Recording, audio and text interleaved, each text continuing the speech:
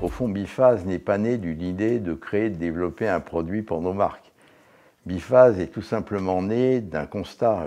Le jour où les gouvernements sont mis en état de guerre contre le corona et que j'ai entendu les gestes barrières et la recommandation du gel hydroalcoolique, j'ai bien compris, par rapport à la guerre, ça se justifiait parce qu'il n'y avait pas d'autres méthodes pour sécuriser chacun d'entre nous en face au virus. Mais pour la peau, je me suis dit, quel dégât! Je me suis aperçu qu'il n'y avait rien d'idéal parce que les produits sans alcool posent des problèmes d'irritation. J'en ai parlé à toute la profession des dentistes qui sont les mieux équipés et qui utilisent aussi d'autres produits que du gel hydroalcoolique. Mais je me suis dit, ils ne sont pas aussi sûrs que le gel hydroalcoolique. J'ai réfléchi et j'ai appelé mon directeur scientifique, en fait la personne qui assume la responsabilité scientifique au plus haut niveau, Éric Perriand, en disant, dis donc, je crois que j'ai une idée. Et je regarde un peu dans toute la bibliographie s'il y en a d'autres qui ont pensé à cette idée. Et donc on regarde, on travaille ensemble et il me dit, mais non, mais je suis sidéré, il n'y a pas d'art antérieur. Et donc on peut poser un brevet mondial. Il me dit, je vais me mettre avec les meilleurs spécialistes pour travailler sur cette question, donne-moi 3-4 jours, je reviens vers toi. Et 4 ou 5 jours après, il me dit, mais c'est incroyable, il y a tout un domaine technique qui n'a pas été exploité. Quand je sors du bureau d'Éric Perrier, et qu'on descend au laboratoire pour expliquer, et j'ai été fasciné. Donc c'est bon les écosystèmes d'écobiologie. Ils y avaient pensé. Alors là, je peux vous dire, je n'étais pas épaté, pas fier d'eux, parce qu'ils y avaient pensé, ce qui prouve que quand on arrive à construire une démarche qui est l'écobiologie, et quand cette démarche, au fond, au niveau de tous les services, je dis bien de tous les services, que ce soit de la finance, du développement, de la recherche, de la relation à l'autre, pense écobiologie, naissent des choses naturellement. J'en suis très fier pour eux et très fier pour l'entreprise.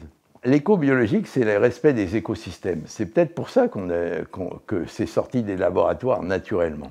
Parce qu'à partir du moment où on respecte l'écosystème, pour nous, l'alcool, il est un peu tabou. Quand on a été dans le développement, il y a 4 ou 5 ans de produits solaires à base d'alcool, j'ai mis un holà, j'ai mis des conditions d'usage. C'est pas pour ça qu'on ne peut pas utiliser l'alcool. L'alcool, de toute façon, est utilisé dans les parfums, mais on ne frotte pas sa peau avec un parfum. L'alcool n'est pas un mauvais ingrédient.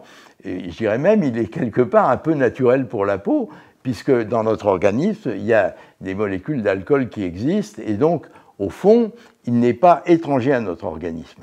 Mais néanmoins, l'alcool étalé et frotté sur la peau est un désastre.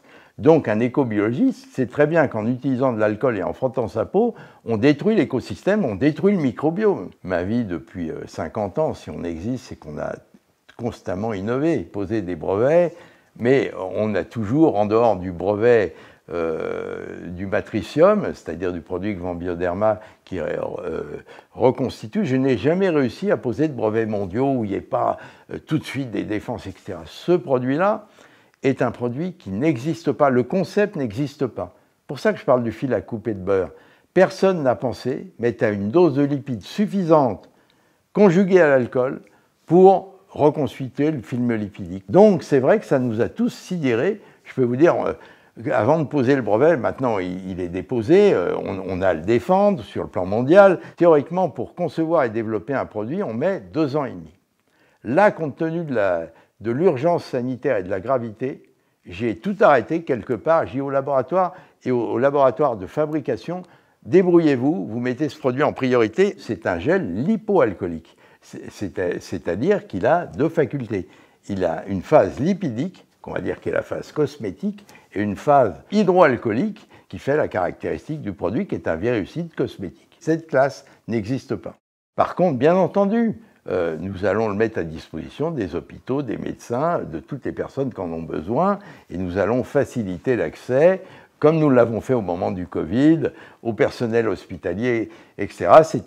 C'est aux différents pays de s'en occuper et de voir comment ils adressent ce produit dans les meilleures conditions pour, au fond, faciliter la vie de nos médecins et du personnel hospitalier. J'ai décidé, pour qu'il n'y ait pas de suspicion qu'on veuille s'en mettre plein les poches en créant ce concept, de donner toute la profitabilité qui sera faite dans les marchés à une association pour le Covid ou à des associations. C'est pour mieux répondre à une crise sanitaire et aux bienfaits pour la peau.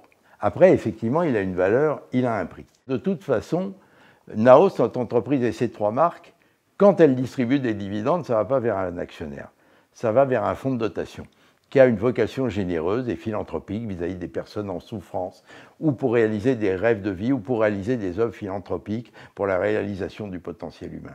Donc de toute façon, in fine, nos entreprises, elles donnent quand elles gagnent de l'argent et qu'elles reversent du dividende, mais là, le don, il est direct. Il est pris à la source, on va dire. Dès qu'on vend, on sait qu'on achète ce produit, ben, il va contribuer à la cause Covid, parce que je ne voulais pas qu'il y ait d'ambiguïté au fond, par rapport à la sincérité, au fond, de notre démarche quand on construit ce produit.